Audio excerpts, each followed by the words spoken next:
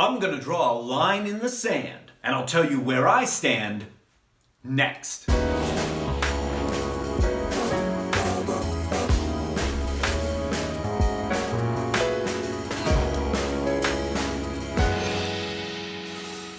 I'm Mike Quackenbush, and this is Till We Make It. If you are passionate about the craft of professional wrestling, and you're never done learning all about it, then you have landed in the exact right place, my friend. Go ahead and join the Till We Make It tribe. Subscribe down below. Or if you want to take your participation and your education to the next level, consider joining my community over on Patreon. You will find a link to this down below in the descriptus. I just posted up an exclusive video for my patrons over there about opening up the character matrix to help break you free of the binary of faces and heels. I think you might enjoy it, and you can be part of our community for as little as $5 a month. Today, I want to share with you my opinion about a boundary between pro wrestling performers and the audience that we serve, the fans. But bear in mind, this is just my opinion, but then again, this is also my channel, so I feel pretty safe sharing this here. To begin, I want to share with you a few real examples of interactions that I've had or some of my proteges have had through the years. And I want to make it clear to you where I stand on each of these. But ultimately, it will be up to you to decide where your boundaries lie. I'm just going to share my insight and experience with you to help inform your own decision. Let's start today with something really obvious, and we'll work our way toward subtler material as we go, okay? So this first one might already be familiar to you if you are a masked wrestler and a fan approaches you seeking a photo of you without your mask on, or some other kind of interaction which will essentially reveal your identity, basically shattering the mystique of your character. I'm of the opinion that all such requests are met with a hard no, big shoots. There will always be fans out there that want a peek behind the curtain. They want the gimmick of the magic trick revealed to them, so to speak. And that's a natural, very human curiosity to have. It's not necessarily malicious. However, the anonymity of your mask bestows upon you a mystique, which, once shattered, can never be recovered. In addition to which, a lot of the traditions around wrestling masked come to us from lucha libre. And yeah, there are some wrestling traditions out there which I think should be upheld and honored, and this is one of them. I believe until the moment you are officially unmasked in the ring, no fan gets to see your face. That moment deserves to be protected. Along these same lines is an example that I am very familiar with. You might be too. Now, you might know that over the last 20 years or so, I've written a bunch of books. And this scenario I'm going to describe to you occurs most frequently when I am signing books. A fan will lean in real close and whisper to me, "Can you sign your real name?" Probably not a surprise here. This is also a hard no, Super Chief. You know what? Let me just take a quick look here on the title page and see who the author of this book is. Oh, it says Mike Quackenbush. So let me autograph that for you as Mike Quackenbush, the person who wrote the book. More times than not, I am met with this sort of request by a fan who is seeking status. You know what I mean by that? They want to end up with an item or collectible which is special or different from what other fans have, so that it confers upon them a certain status within fandom. And it really doesn't matter to me why they are asking for it. The answer is going to be the same.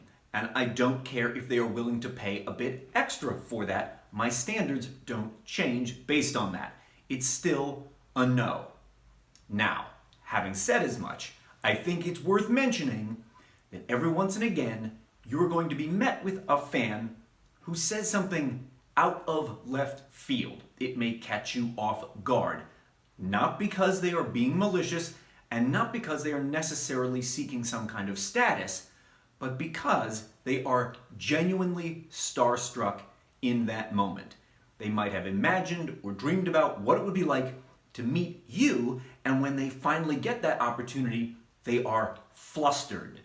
You will see it. The expression on their face reveals as much to you, and they might be having a very difficult time fully expressing themselves in that moment because they are legitimately starstruck. And in those moments, sometimes something wild and crazy does tumble out of their mouths. But bear that in mind, that every once and again, you're going to be in for an interaction just like that. And if a fan is having a genuine moment, I always try and regard that entire interaction with a greater degree of compassion. I've also been on the flip side of that equation.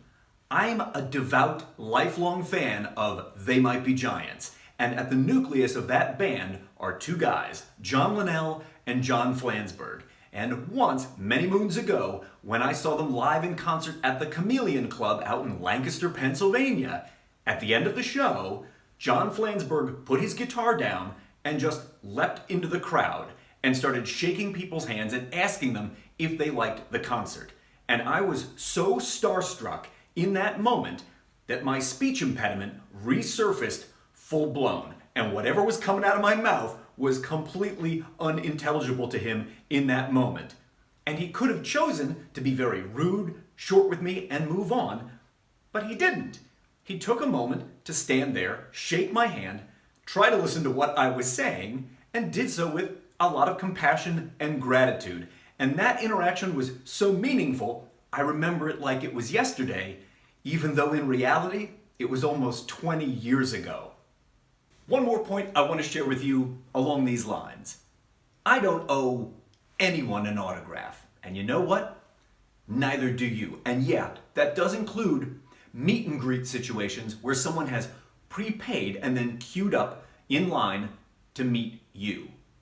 Details of personalizing or inscribing your 8x10 photo are yours to decide. You have the freedom to decide what you will and will not do, just like you have the freedom to have a customer issued a refund and be sent on their way.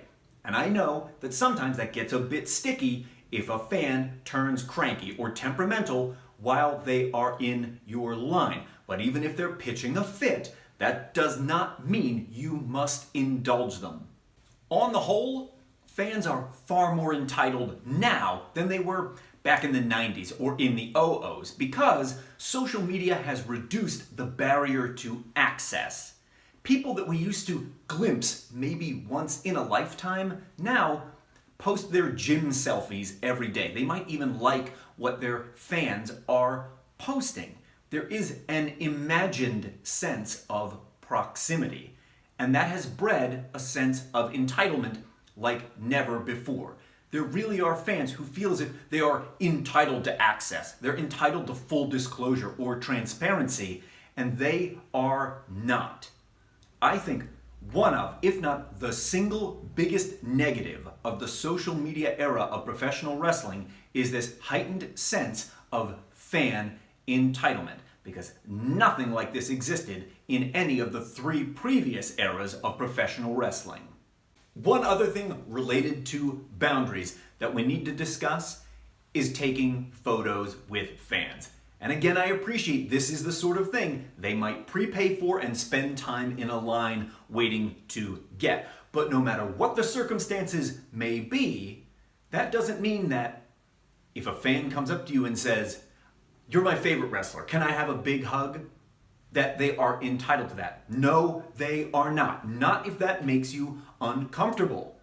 Is a fan owed the opportunity to put their arm around your waist and give you a squeeze? No, they are not. Not if that makes you uncomfortable. It's up to you to decide what is and is not permitted, regardless of what a Wrestler One merch table away happens to be offering.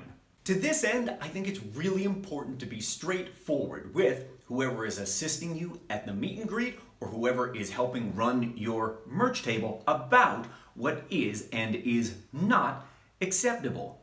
And if they supply on-site security, it's worth bringing these concerns to their attention as well, so that you have a team of people around you that will help to maintain your boundary.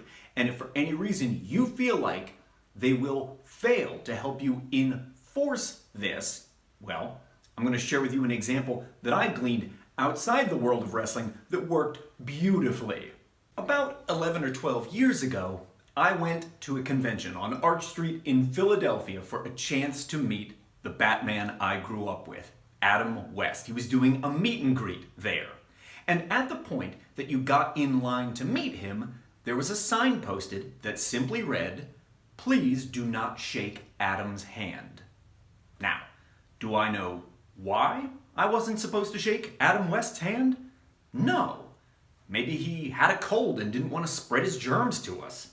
Maybe his hand was injured and it would cause him pain if you grabbed his hand. Or maybe at some past point, a fan did shake his hand and it was gross and that guy ruined it for all the rest of us. But regardless of what the exact circumstance was, did this make Adam West a heel to all of his fans? No. I still got in line to meet him, and so did about 600 other people that morning. There's one last point about the boundary between pro wrestling performers and our audience that I want to share with you. If you are seeing a fellow performer struggling, they are having a hard time, they are being put in an uncomfortable situation, and you see this because they're right next to you at a meet and greet, or maybe they are sharing a merch table at intermission with you, make the save. Do the run-in here. If a fan is acting inappropriately or making an out-of-bounds request, and you see this performer is really having a hard time managing that situation, don't be afraid to speak up and say something like, "Hey man, that's not acceptable here. Get it together or move on." If you gotta draw that line in the sand and you're not especially confident in your submission holds, well, maybe summon security to help sort things out. But don't leave a fellow wrestler just twisting in the wind while one of these uncomfortable scenarios plays out. Not only can we keep ourselves safe by maintaining that boundary between performer and fan, but we can help keep each other safe too, especially in those situations where we don't have a set of ring ropes or a metal retaining barrier between us. If you enjoyed today's video, you might also enjoy the video I made about when a wild fan jumps the rail and gets in the ring. You might also enjoy the 300 exclusive posts I've made just for my patrons over on Patreon, that orange box with a P in it will take you right there. You just have to click on it and you're on your way.